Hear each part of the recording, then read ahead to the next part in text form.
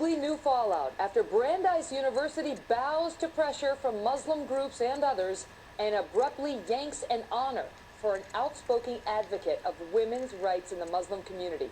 Welcome to the Kelly File, everyone. I'm Megyn Kelly. Ayaan Hirsi Ali is a Somali-born woman, now an American citizen, known for her support of advancing women's rights worldwide, and specifically her harsh criticism of the treatment of women within some Islamic societies. She was personally subjected to genital mutilation. She had to flee a forced marriage and is still receiving death threats for speaking out against these practices in some Islamic countries.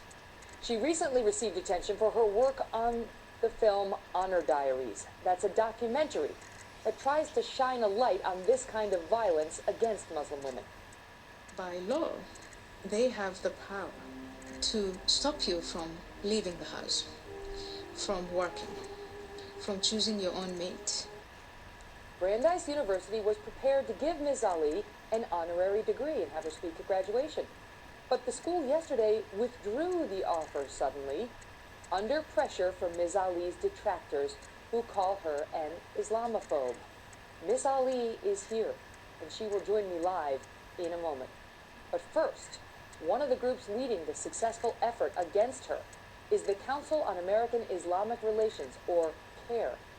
I spoke with Ibrahim Hooper, CAIR's communications director, just before we came to air. Mr. Hooper, thank you for being here. So Thanks for having me. Why would you oppose recognition of a speaker who is attempting to call attention to women's rights in the Muslim world? Well, first of all, she doesn't do just that. She says that Islam itself has to be defeated, not radical Islam. As she says, Islam, period, must be defeated. She says that Muslim schools in America should be shut down, that the Constitution should be changed so that Muslims in America don't have civil liberties. Here's my question for you, because I see your point. She's been critical of Islam, of Muslims in general. I understand. Yeah. So if she had limited her criticism to radical Islam, to radicalize Muslims, would you have felt differently? Well, first of all, this isn't a First Amendment issue. She speaks all the time. She just spoke in Canada. She speaks all over the place, and we don't say boo about it. But when a prestigious university like Brandeis is about to honor her and in fact endorse her views, that's when we speak out. And you'll notice that Brandeis and the professors and the interfaith community and the students all agreed she wasn't the right person to receive an honor. That's not true. There's actually been considerable pushback, and it continues tonight. There's been a couple yes, there people, has, and but we'll the get to that later. vast majority but let me ask you this, sir. Let me ask you, sir, because you say that when the criticism that when she has spoken out in the past, you haven't said boo. But that's not exactly true, Mr. Hooper, because as we showed in the introduction, she was featured in a documentary called Honor Diary. And your group has been pushing to shut down. May I finish my question, and then I'll give you the floor? Well, I know exactly what you're saying, because I've watched the previous segments. But the audience doesn't. Yeah. Your group has been pushing to shut down screenings of that film, which was featured at the Geneva Convention on Human Rights. Excuse me, Mr. Hooper, let me finish the question, and then I'll give you the floor, okay? You have been pushing to shut down those screenings, so it's not exactly true that you don't say boo when she speaks out in other forums. It had nothing to do with her being in the film. Actually, it has a lot to do with her being the executive producer and therefore showing what this film is really all about. It's about demonizing Islam and marginalizing American Muslims. As you read on your previous segment, we condemn female genital mutilation, we condemn honor killings, we condemn any kind of abuse of Muslims, women, or women anywhere in the world. We're on the record clearly on that. That's not what this is about. It's about hijacking a legitimate issue in order to demonize Islam and marginalize Muslims, and that's what it's about. Okay, but sir, the response to your push, your group's push, to silence that film, which features her among other Muslim women talking about their own experience. Let me finish, sir. Let me finish. I've done you the courtesy. I appreciate the same. So what I'm saying is, you claim that you don't like the group behind that film. I understand you don't like The Messenger. Why not allow the message to be heard? It's the same question in both cases. Because the message of that film is hate Muslims, hate Islam. That's what it's designed to do. If you go to the Clarion Fund's website, it's a sewer of anti-Muslim hate. That's what they're about. But now you're back on the messenger. Well, you have to see who the messenger is to determine what the real agenda is of their message.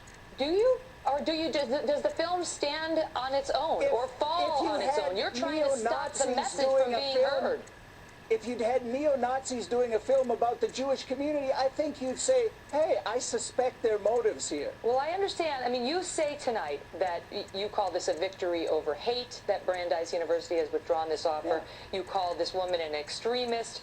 You call Ms. Ali a bigot and claim you don't like hateful extremists. However, your critics point out that that may not be entirely true. There are a couple of instances. Number one, after 9/11, immediately after 9/11, excuse me, Mr. I thought you didn't I'm want going to give you the floor, sir. I'm going to give you the chance to respond, okay?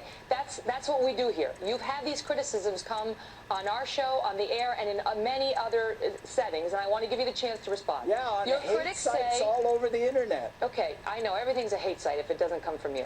Your critics say that you refused to condemn Osama bin Laden right after the 9/11 attacks when you were given the chance to do so. That's on Salon.com, knowing he was a terrorist at the time.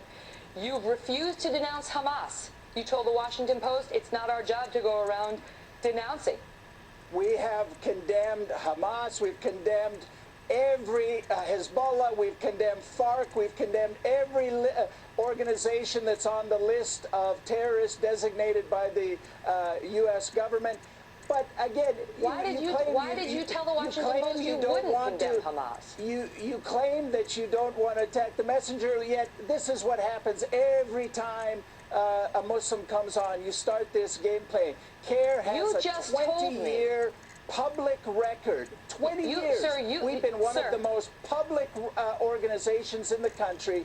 If you have something specific that we have said or done in 20 years of putting our message out there, please tell me. Okay, sir. What is it that we have said or done that you object to? You just we told me. Excuse me. Now it's my turn. Now it's my turn. Basis. Sir, you just told me that the messenger matters. You just made that point. I'm giving you that. If the messenger matters, then CAIR matters. And CAIR, according to U.S. Senator Chuck Schumer, excuse me, Mr. Hooper. And that was just part one. Tomorrow you will see how Mr. Hooper responded when challenged about CAIR's tactics for attacking some of its critics. And we'll have a little discussion about the criticism that they have faced. And CAIR, according to U.S. Senator Chuck Schumer, excuse me, Mr. Hooper. CAIR, according to Chuck Schumer, I'm not going to let you hijack the segment, Mr. Hooper. It's not going to happen. Chuck Schumer came out and said, and I quote, CAIR, we know, has ties to terrorism. So prominent members of CAIR's current leadership also, had intimate connections with Hamas. This is why you have a hard time getting Muslim representatives to come on Fox and your program, because every time somebody comes on to have a legitimate discussion, you start engaging in these smear campaigns. Again, how is it a smear campaign? That's a U.S. senator, sir. Don't tell me what other people say about CAIR. Tell me what CAIR has said or done that you object to. We defend the Constitution on a daily basis. So we are the can first defenders others. of the First Amendment. You can come on and denounce hateful bigotry, but it can never be said against you, because that also is hateful bigotry. Well, you can say it, but I have the right to defend ourselves against this kind of smear. It's not me, sir. It's many people who have come on Fox News every and accused you. On the internet. It's not. Stand by. Here's people from all political stripes talking about CAIR. Stand by. It's radical Islamists we're talking about here, and CAIR is a front for radical Islam. It has connections to Hamas. It was founded by two people who are deeply connected to Hamas. It actually grew out of a meeting in 1993 in Philadelphia among Hamas activists who were confronted with the problem of how do we support Hamas without anyone really recognizing that we're supporting Hamas. Go ahead, sir. Go ahead. I mean, we're used to these kinds of smears. We're a civil rights organization. They're all smearing. They're all lying. That's life in the big city. We're used to having these kind of hate-filled smears. But again, 20 years, the most public Muslim organization in the nation. Please find something that CAIR has done or said in those 20 years that you find either extreme, objectionable, intolerant, whatever. Every day we're defending the Constitution from people like Hirsi Ali, who would change the Constitution so that Muslims wouldn't have civil rights. All right, well, how about this? Do you Excuse think me, the Mr. Constitution, do you agree with her that the How about Constitution this? should be changed? You've just challenged me. You defended PIJ, a terrorist group that killed over 100 people, including 2 Americans, When did we saying, defend and I quote, excuse me, PIJ? saying, and I quote, they've never threatened anyone outside of Israel and the occupied territory. That was a quote from CAIR, okay, from you, sir. You said that. You've gone on to defend the Saudi Arabians funding the families of terrorists, of suicide bombers, saying, well, the families didn't do anything. These are specific comments by you, sir. You know, again, when you do your oppositional research, it might be helpful to go to someplace other than internet hate sites. Okay. I mean, these are the same kind of recycled slurs. But one of the other criticisms of CAIR is that you guys go to the I guess we forgot these issues about immediately Hirsi upon Ali. hearing criticism of you.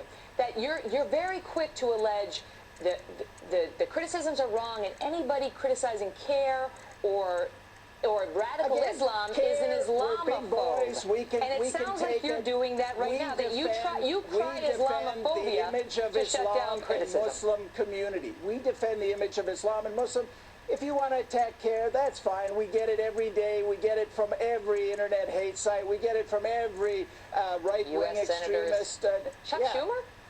He's not really a right-wing extremist. You know, look at the date on some of this stuff. Try and get something that's in this century. Have you come to a better place with Chuck Schumer? We have. When we had our annual dinner, we had, I think, 70 different letters of support from congressmen. We have congressmen appear at our banquets. We have relations. We're on a daily contact with the FBI on civil rights issues. I'll bet you are. On a variety of things. What's your point? Your critics say that on here to your critics say that when you hear anything negative about you, you threaten a lawsuit. And the viewers should know that you have gone after and threatened Reader's Digest, the American Medical Association, U.S. News and World Report, Atlantic Monthly, the Dallas Morning News, Fox News. We did a segment on Honor Diaries just the other week. You demanded a retraction, which you're not getting.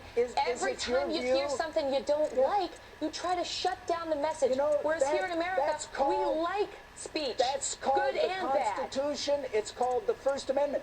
Do you think the First Amendment allows is only more a speech, one-way even speech you don't like? That you get to say hateful things about Islam and Muslims, and we never get to respond? No, sir. Come on, it's the First Amendment your is a problem is you don't want to respond. You want to silence.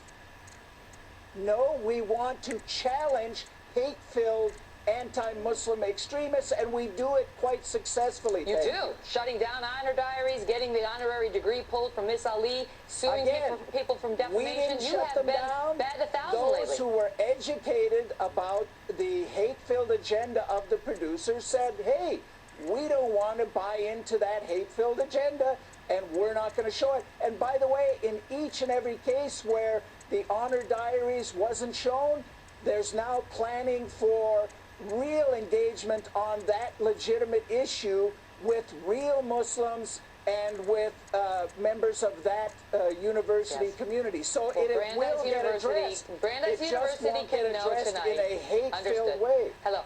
Brandeis University can understand tonight that it stands shoulder to shoulder with you and CAIR, sir. I'm sure they'll take comfort. Its students will take Thousands comfort of supporters of Brandeis, professors, students, everybody.